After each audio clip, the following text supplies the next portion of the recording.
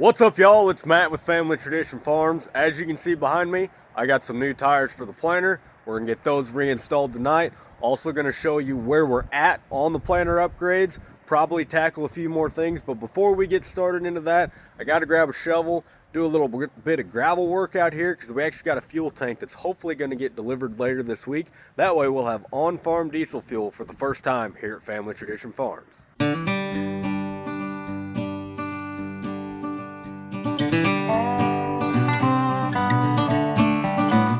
There we go.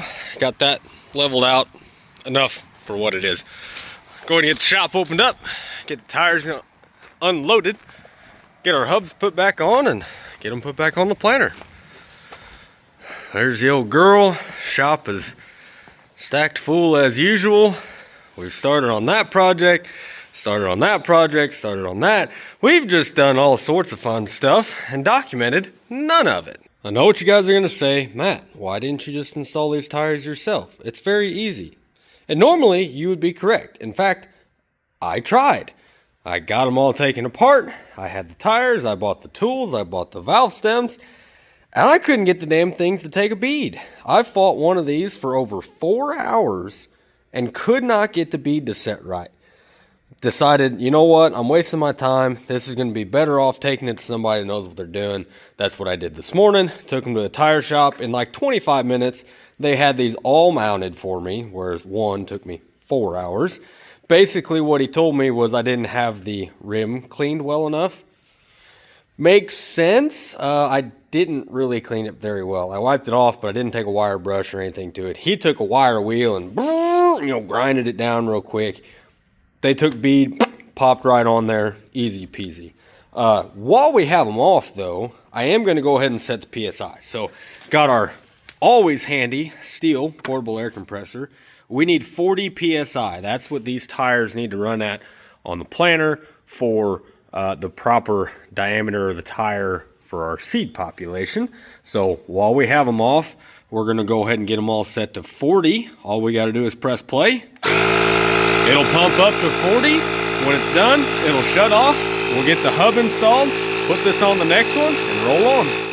Now, when we go to install these tires back onto the planter here, we have to make sure that we get everything put in the right order as far as this drive assembly goes. Last year, we had an issue where one of these, we took them off, we put them back on, and we did not get this little washer put back in.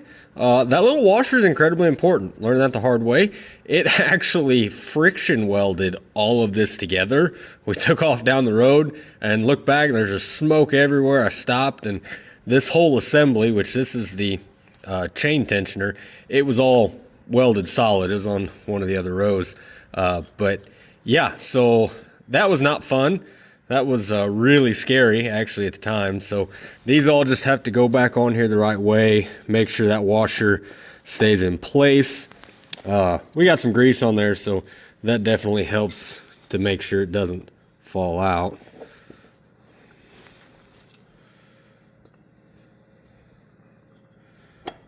Okay, so now all we have to do is tighten up both sides there. We will get this hooked back on there. Probably wait until after we put the whole drive chain assembly on there. That way we don't have to fight trying to keep tension and all that fun stuff. So we're just going to get these both bolts tightened up, do it on down on the rest of them. Well, from this angle, couldn't even see that I missed it, but once I stood up, I did. I got to get this little guy put back up into place. This is just a chain guard, chain guard. Keeps the chain as it rolls through here from catching stuff, but it's held on there. So we'll take that bolt back out, slide that back into place. No big deal. Dang, those look nice. Like I said, we got all 4 new Ascenso 10-ply tires stuck on here. So we got a couple things that we could do next. Obviously, one being gauge wheels. I've been procrastinating on those because I really just don't like doing them. They're not hard. They're not complicated. I just don't like doing it. But we're going to have to do it at some point. The other thing we need to do is we did get started on the fertilizer pump. Now, I got the pump mounted right here on the tongue, it's bolted down. This is our whisker switch. So the idea of it is whenever the planter lowers, it is going to hit this somehow and engage it and actually turn the pump on. So we've got a switch up in the cab right there where I'll turn that on and basically arm the system. And then whenever the planter lowers and it hits this switch, it will actually turn the pump on. When I raise the planter, switch goes boop, pump turns off. It's kind of a two-way fail safe with having the switch up there. That way, if the planter is set in the ground and I want to get out, I can turn it off there. If I raise it up and I forget to flip the switch up there, this turns it off here. Now, I've got a couple options on where to mount this. I'm probably going to mount it somewhere along here and then have this hydraulic cylinder actually trip it. So it's retracted right now. We've got the safety block in up underneath there. So this is as far back as it's going to retract. The problem is, you can see it sits lower than this whisker switch. So I've got a couple options. I can either try to bend this whisker, which I don't really want to do, or what I'm probably going to do is there's a little bolt right there that holds that clevis on. Probably going to take him out and get some flat steel and bend it up a little bit. Not much. I don't need a whole lot because we still got to clear the tanks.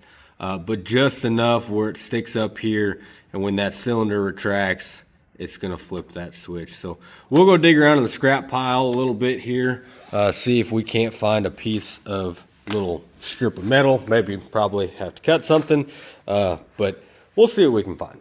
Well, I will show you what we've been fighting for the last hour now. So as I said earlier, we're trying to install this whisker switch. We want to install it here. What we're running into, and I did not realize it worked this way, as this cylinder retracts, it actually sits down into the frame. So then, obviously, when it extends and raises the planter, it comes up some. I looked at this originally with the cylinder raised up, thought, great, put a whisker switch right here. As it comes back, it'll hit that whisker switch, then we'll be good. What I didn't realize was how much it raised up. So I kind of made this little mock-up, just little template, just out of some strap metal that I had sitting over there. And it works. It's definitely too flimsy for what I need, but essentially as it would come down, it would hit this spring and would engage it. Now the problem that I run into is when I extend this and raise it back up, this hits the bottom of the daggum tank.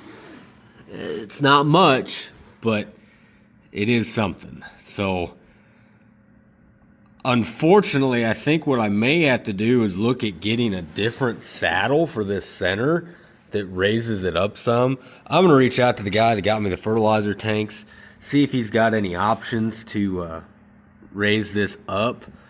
I don't know. I don't know. I'm going to get a hold of him, see what he's got, because right now we've got this rolled pretty far forward. You can tell how far forward it is based off the other tanks.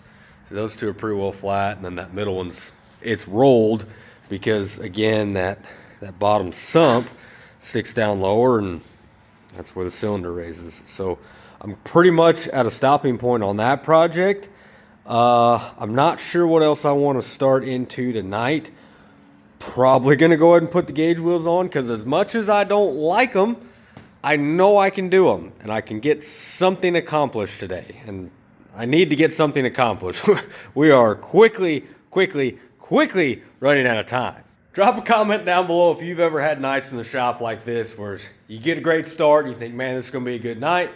And then you run into things like this, and before you know, you've spent an hour and accomplished absolutely nothing. All right, guys, I've done lots of brainstorming here on what options we have to get this thing whisker switch mounted onto the planter and underneath that tank. The best solution I'm coming up with is to just take off that center tank. It's not ideal. I'd really like to have 3 tanks for the added capacity of the liquid fertilizer, but doing the math, I'll still be able to cover like 6 acres on just 2 tanks, and then I'll have to stop and fill that up. So it's going to be more stops to fill it up, But for the time being, I've got to get some progress made on this. We're just going to pop that center tank off, take the brackets off, just put them off to the side. Maybe this year after I run it, I'll get a better idea of how to mount stuff and wire stuff and figure it all out. But for now, we're going to pop that sucker off real quick, and then we're going to get that whisker switch mounted. All right, yeah, so we got her here. Tank taken off. I now have plenty of room to get in here and get this built. We're gonna use a little bit better metal than that. We're still gonna attach it here, but now we've got room to mount our whisker switch right up in here, and actually have the bar closer over here to knock the switch. So we'll get that little speller taken off, get some better metal out of the scrap, get to bending. Well, that of course gave me way more fits than I hoped for. It's still not installed, still wiggling there. The reason being is I've yet to be able to build a daggum piece of metal that comes off enough and long enough and sturdy enough to hit that switch. I made some of these, but they're too flimsy, so I'm worried that as we work through the fields, they'll end up getting bent, twisted, knocked off. Gonna have to do some more digging on that. I switched gears because I needed a wind for tonight. So I did get the one cowl put together for the tractor. So we got our auxiliary strip here. We're able to plug in different things, i.e. our pump or our planter monitor, anything else we want to add later on. And then my electrician wanted me to go ahead and add in some relays. These are easy reset relays. That way, if for whatever reason there's an issue, we get liquid or water or something on the system and it trips, I can easily get that taken care of, reach down there and just reset it. So he had me wiring a couple of those. These are installed nice and pretty on here. When he gets back, he will continue connecting the wires inside there, get that cowl put back on. Guess we're gonna get back on the gauge wheel job because once again, shocker, I ran into a snag on those. I didn't take them off. My brother actually took them off. And what I'm running into is when I put it on, I think I get it shimmed right and adjusted right. But then as the wheel goes up and down, this bolt, watch this bolt right here, it ends up backing itself off. See how it's untwisting itself? And then it makes itself loose. So I don't know what I've got going on. I don't know if I've got shims wrong, a washer wrong. I really don't know, and I'm frustrated. The planter's on the ground, so that doesn't make it any easier. We're gonna start the tractor, get the planter raised up at least. That way I've got some room to work on the dang thing. I guess let's go ahead and start it.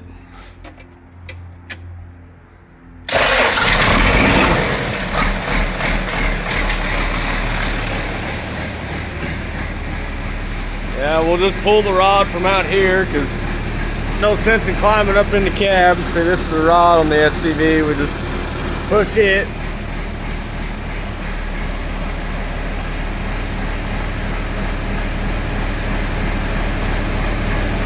Alright, there we go. We'll put our safety lock in. Go ahead and shut this off so we don't gas ourselves out.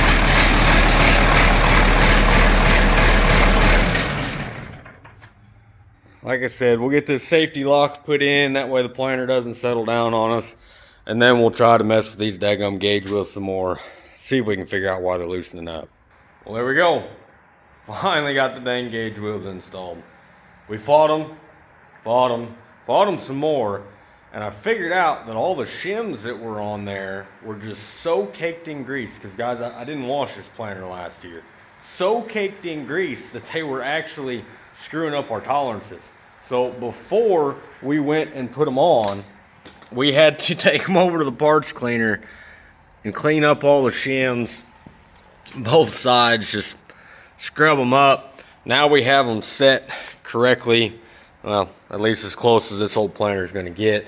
And the way you can tell that we have these gauge wheels set correctly on the disc opener is if you grab the wheel and you raise it up when you let it back down, it should roll. See how it kind of rolls backwards a little bit? That one's a little bit tight, but it does roll backwards a little bit. That one might actually need some more adjusting. This guy here, yeah, see how it rolls backwards? He might be a little bit too tight too, actually. That's okay, we'll play with it a little bit. They're on there. I got my floor back. That's the important part. I got one more thing I'm gonna do tonight, and that's gonna be to get this little pin put back in to the drive shaft where, if you remember a few videos ago, this drive shaft down here was shifted. I don't know how, and I still actually don't know how, but it was causing our drive chains here to run just a little bit crooked. So I kind of took it apart and disassembled this drive assembly and the clutch, hoping that I could see maybe a bearing or something out. To no avail, I did not. So we're gonna put this little pin back in. It just goes into this bearing right here.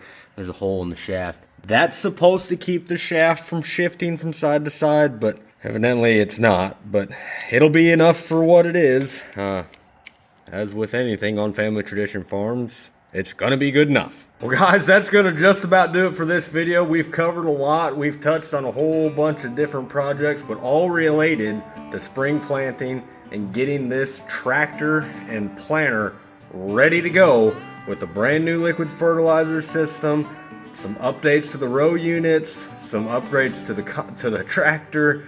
Again, we've kind of touched all over the place. We're not done by any means, so stick around. Subscribe to the channel so you know when we drop the next video in this series. Make sure to like it, because if you stuck around this long, I'm sure you guys liked the video. And we will catch you all in the next one.